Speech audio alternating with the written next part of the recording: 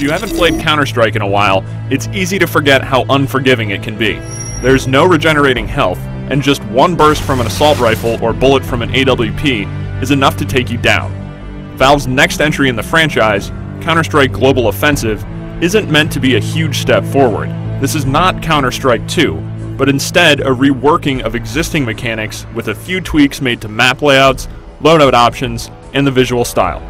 Global Offensive will also be available on consoles. Xbox 360, PlayStation 3, and PC players will get a chance to play when the game's ready sometime in 2012, though PC players will also get a shot earlier in a beta test planned for this October.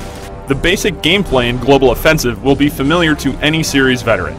You split into two teams, terrorist and counter-terrorist. Depending on the map, the objectives will differ. On Dust and Aztec, the terrorists need to plant a bomb at one of two designated sites, while the counter-terrorists need to stop them. There aren't any respawns or revives, so once you die, you spectate the rest of the match. Before each round begins, you purchase weapons to determine your role. There's plenty to choose from. High-powered sniper rifles, submachine guns, and assault rifles are all available. If you survive a round and win, you keep the weapons. If you die, you lose them and have to repurchase. That's where money comes into play. Kills and wins reward you with cash, which can then be used for better and more varied gear. This includes standard explosive grenades, flashbangs, and smoke, as well as a new gear item, the Molotov cocktail.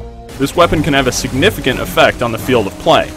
It does damage over time to anyone standing on the flames it creates, though once you step off the fire, the damage over time stops. More than a direct damage weapon, it seems to be effective as a deterrent.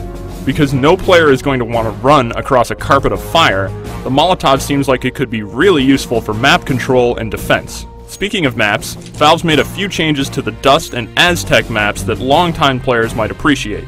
The underpass area on Dust has been widened significantly, and a new stairwell leading up from the underpass serves as a great exit point for terrorists who would previously have been pinned down by counter-terrorist snipers.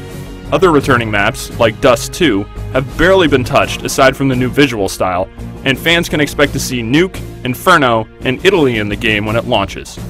There's more in store too, but Valve isn't discussing it quite yet. When setting up games, Global Offensive will include a matchmaking system that drops you into 5-on-5 fights. You'll have a skill ranking, so ideally you'll be shooting players of appropriate skill levels, and bots of corresponding difficulties will be subbed in when human opponents aren't available.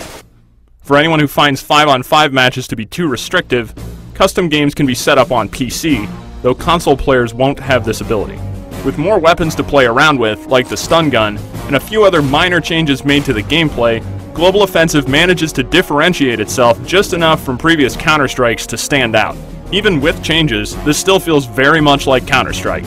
Fast, punishing, and a lot of fun. For more details on Global Offensive, head over to IGN.